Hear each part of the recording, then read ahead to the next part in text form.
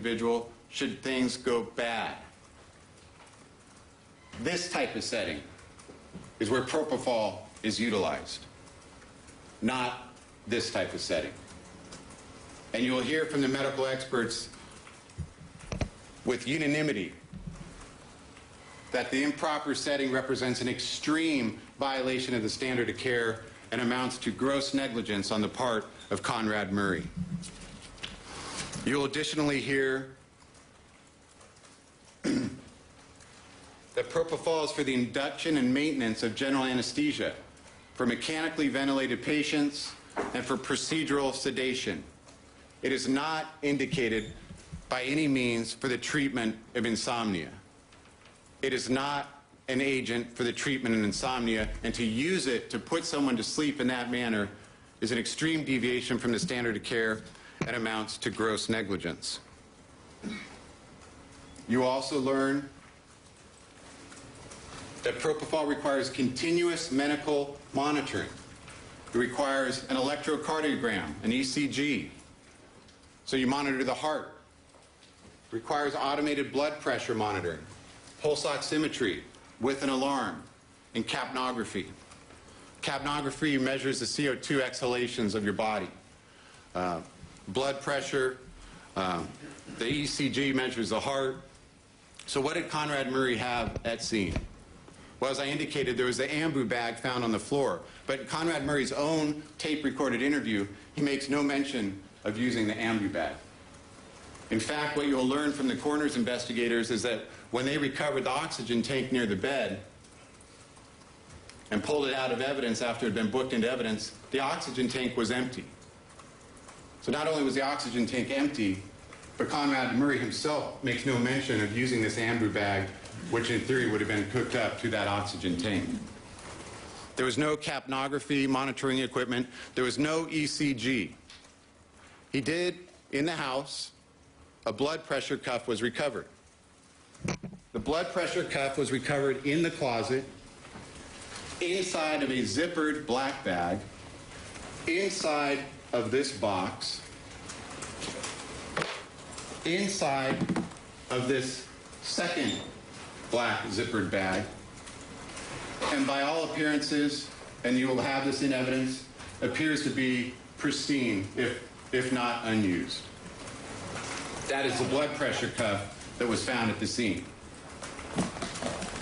How about pulse oximetry? Pulse oximetry measures the oxygen saturation in your blood, and it is absolutely a crucial component when administering agents such as this. However, as part of that absolute crucial component, it needs to have an audible alarm so that when things go bad, you know it. What Conrad Murray was using is this. It is the least expensive pulse oximeter probably on the market. It works just fine for particular needs, and that is, it's designed literally to be worn around a doctor's neck as they make the rounds at a hospital. They clip it onto a patient's finger, and they spot check. They literally, on site, look at the reading on the monitor to get a reading of the oxygen saturation levels. There is no audible alarm on this pulse oximeter. If you are not literally staring at this tiny screen, this is utterly useless. And for hundreds of dollars more, Conrad Murray could have had a real pulse oximeter with an alarm. It would not have justified him abandoning his patient, but at least there would have been the security of an alarm when the oxygen saturation levels reach dangerous levels. This is what Conrad Murray characterized as the necessary safety measures.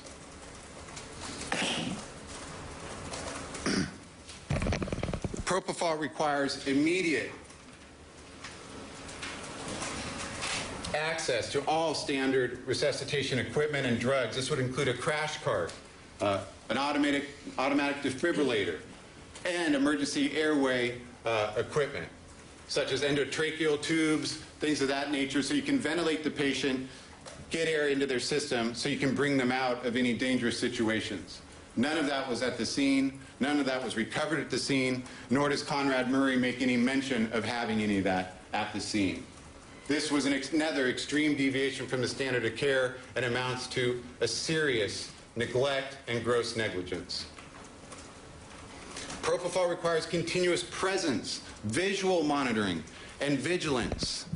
And if you are the type that is willing to abandon your patient, then you need to make sure there's another individual who's skilled in the area of resuscitation and medical care to monitor that patient with 2 eyes on the patient. It's absolutely critical when you're dealing with an agent such as propofol. But we know from Murray's own words that he abandoned Michael Jackson. This, including the abandonment, including the preoccupation with the email and the phone calls, amounts to another extreme deviation, gross negligence, gross medical care. The benzodiazepines, when combined with the propofol in this type of setting, they contribute to the respiratory problems, the cardiovascular problems. They heighten and exacerbate the dangers that already exist individually in each agent alone. So in this setting, without the necessary equipment, without the necessary resuscitative equipment, this, again, is yet another extreme deviation and amounts to gross negligence. Written informed consent. This is a process by which doctors discuss the procedure, a serious procedure such as this.